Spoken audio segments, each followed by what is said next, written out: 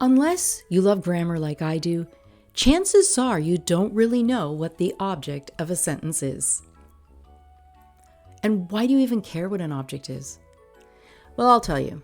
Objects are everywhere in language, and being able to identify and replace them will take your language skills to a whole new level. Firstly, let's review the basics of all sentences. Every sentence needs at least these two things. It needs a subject. The subject is whomever or whatever is actually doing something. In this case, Maria gives a gift. Maria is the subject and she is doing the giving. The other thing you need is a verb. And what the verb is the action that's being done. In this case, the verb is gives. Maria gives a gift. What role does the gift play in this sentence? I'm so glad you asked. The gift is what we call the object. The object receives the action of a sentence. So basically, it has the action done to it. Maria is doing the giving. The giving is the action she's doing, and the gift is what is being given. Therefore, the gift is the object. Okay, for you grammarians out there, there's actually different types of objects. So this one is more specifically known as a direct object, as it is directly receiving the action. Do you think you can spot the direct object in each of these sentences? Find the object. Alex waits for the bus. Alex attend l'autobus.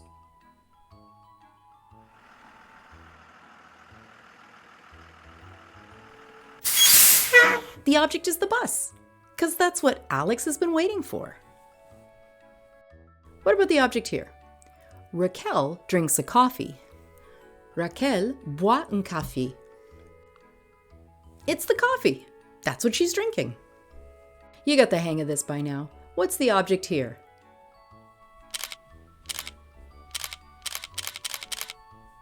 I knew you'd know. It's the photos. Okay, who cares? Why do we need to know this then? Let me tell you a story. I made a cake. I made the cake for my friend's birthday. I brought the cake to her party. I put candles on the cake, and then I served the cake. Oh, she tasted the cake. She loved the cake. I'm so glad I made the cake. Does that sound like a natural way of speaking? I hope not. This is because when we speak, we don't usually repeat things over and over and over again like that cake. Instead, we replace those nouns with what are called pronouns.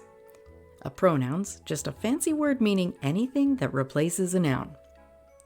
And once you've established what you're talking about, like the cake, you can replace it with the pronoun to make the language flow. Let me try this story again. I made a cake. I made it for my friend's birthday. I brought it to her party. I put candles on it, and then I served it. Oh, she tasted it and she loved it. I'm so glad I made it.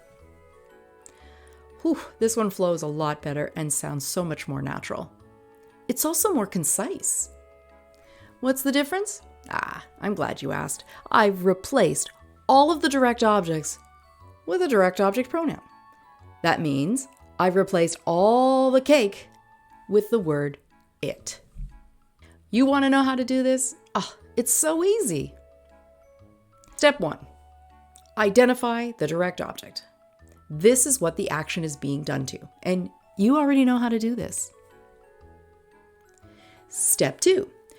Decide which pronoun you will use to replace that direct object. In English, a couple of our most common pronouns for direct objects are it and them. We use it for singular items and them for plural items. Here are the French options for it or them. As you know, the pronoun it will replace a singular direct object, and them would replace a plural object. In French, since nouns also have gender, not only do you need to match the pronoun to the singular items or the plural items, but also determine if it's masculine or feminine. Use le when you replace a masculine object. Use la when you replace a feminine object. And just like the definite articles le and la, meaning the, these will contract to L' when used before a word that starts with a vowel. Here's an example. In English, she knits a scarf. She knits it. In French, we'd say elle tricote une écharpe. The word for scarf is une écharpe. It is singular and feminine. I know this because UNE tells me it's a feminine singular noun. Since une écharpe is singular and feminine, I will use the pronoun la to replace it. Okay, we've identified the object, we've chosen the direct object pronoun, la, and now it's time to use it. In English, we drop that pronoun right where the object was, but not in French. Whoa, do you see that? Elle tricote une écharpe turned into elle la tricote. This is the key. The object pronoun in French does not stay in the same place of the sentence like it does in English. Instead, it goes before the verb. It's your turn to try. She reads a novel. She reads it. How would you express she reads it in French when referring to a novel? Elle le lit. Le, because un roman is masculine and singular, and don't forget to pop that le out in front of your verb lit. How do you express he takes them?